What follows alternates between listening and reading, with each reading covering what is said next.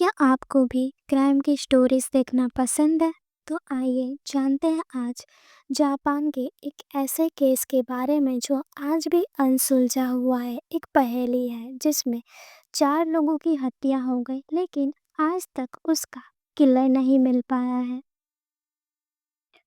करीब 24 साल पहले रात के अंधेरे में मियाजावा परिवार के 4 सदस्यों की हत्या कर दी गई। कातिल ने कई सबूत छोड़े, फिर भी वह पकड़ा नहीं गया। डीएनए, उंगलियों के निशान और कपड़े मिले। कातिल ने घर में खाना खाया और कंप्यूटर का इस्तेमाल किया। पुलिस ने 2,80,000 से अधिक अधिकारियों के साथ जांच की लेकिन कातिल नहीं मिला। कभी कभी सच्चाई कल्पना से भी ज्यादा अजीबोगरीब होती है, खासकर तब जब बात अनसुलझे अपराध की हो। सेटागाया परिवार हत्याकांड एक ऐसी ही भयानक घटना है जिसने जापान को दहला दिया था।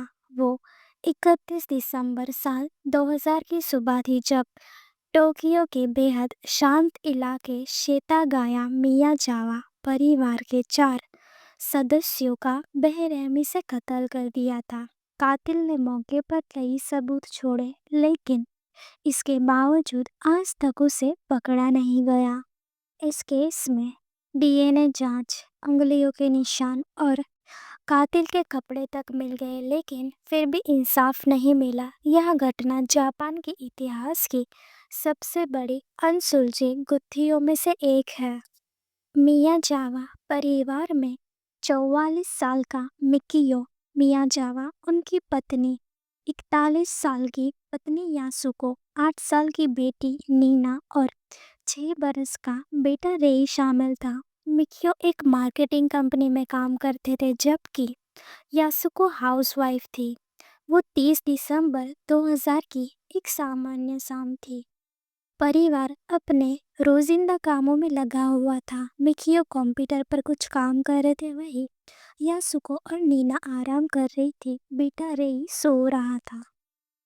कहीं से कुछ भी अजीब नहीं लग रहा था लेकिन रात के अंधेरे में एक काला साया मियाजावा के घर में घुसा। एक एक कर उसने परिवार के चारों लोगों का कत्ल कर दिया। यहाँ तक कि कत्ल के बाद भी कातिल ने कई घंटे उस घर में बिताए। कंप्यूटर का इस्तेमाल कर टिकट बुक करने की कोशिश की, फ्रिज से निकाल कर आइसक्रीम खाई और घर का बाथरूम भी इस्तेमाल किया। कातिल ने अपने कपड़े भी घर में छोड़ दिए। अपने कपड़े को उसने बहुत ही बारीकी से रखा और निकल गया। इन कपड़ों में एक स्वेटर, एक टोपी, दस्ताने और फैनी पैक शामिल था। कातिल के खून के धब्बे, उंगलियों के निशान और यहाँ तक कि डीएनए के लिए भी सबूत छोड़ दिया। ऐसा लग रहा था जैसे वह चुनौती देते हुए एक कॉलिंग कार्ड छोड़ना चाहता था। 31 दिसंबर को जब परिवार के किसी सदस्य से संपर्क नहीं हुआ तो यासुको की मां घर पहुंची और अंदर का हाल देखकर कांप गई। परिवार के सभी 4 सदस्यों की हत्या कर दी गई थी। मिकियो नीचे पाए गए। उन्हें कई बार चाकू मारा गया था और शायद गला भी घोटा गया था। यासुको और नीना की लाश ऊपर बच्चों के कमरे में मिली। उनकी भी चाकू मारकर हत्या कर दी गई थी। कत्ल के ज्यादातर मामलों में डीएनए के लिए छोड़ा गया सबूत या उंगलियों के निशान पुलिस को सुराग तक पहुंचाने के लिए काफी होती है। सेतागाया मर्डर केस में पुलिस के पास अपनी खुद की क्राइम लैब शुरू करने के लिए काफी सबूत थे।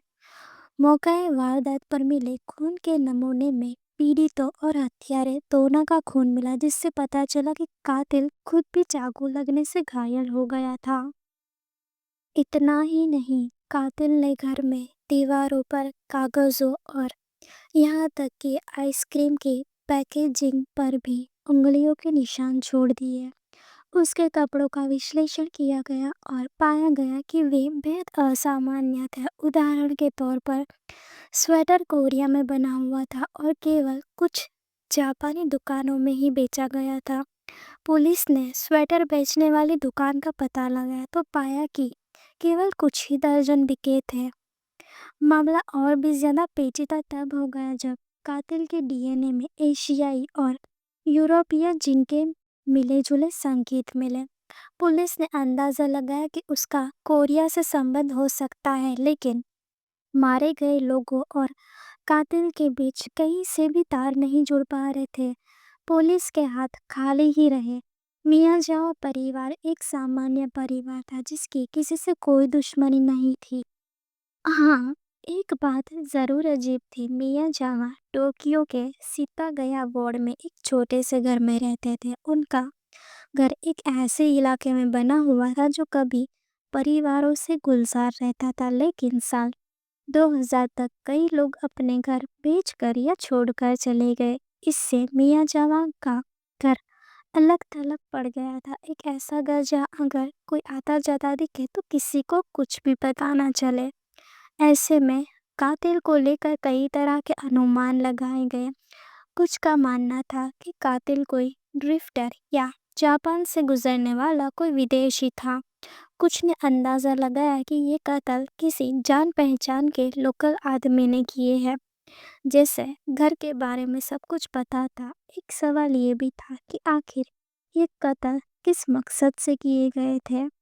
घर से कोई कीमती सामान गायब नहीं था, इसलिए ये मामला लूटपाट का भी नहीं था। दुश्मनी या किसी पुरानी रंजिश का भी कोई सबूत नहीं मिला। एक अंदाजा यह भी लगाया गया कि जिस तरह से कत्ल के बाद कातिल ने घर की चीजें इस्तेमाल की, वह किसी साइको किलर या मानसिक रूप से बीमार आदमी का काम भी हो सकता था। पुलिस के सामने ये एक ऐसा केस था जिसमें कत्ल के बाकी मामलों के मुकाबले कहीं ज्यादा सबूत मिले थे, और इसके बावजूद केस एक पहेली बन गया था। आपको जानकर हैरानी होगी कि यह जापानी इतिहास की सबसे बड़ी मर्डर मिस्ट्री है, और इस केस पर अभी तक 2,80,000 से ज्यादा छोटे बड़े अधिकारी काम कर चुके हैं। मियाजावा परिवार से जुड़े लोग आज भी इंसाफ की तलाश में हैं, और हर साल ये केस जापान के मीडिया की सुर्खियां बनता है। लोग उम्मीद लगाते हैं कि शायद अब कातिल पकड़ा जाएगा, लेकिन कुछ हासिल नहीं होता है। एक गुमनाम कातिल घर में घुसा, 4 कत्ल किए और कहीं गायब हो गया। वो कोई सवाल छोड़ गया। कातिल कौन था, उसने ऐसा क्यों किया, और सबसे अहम बात, वह गायब कहाँ हो गया।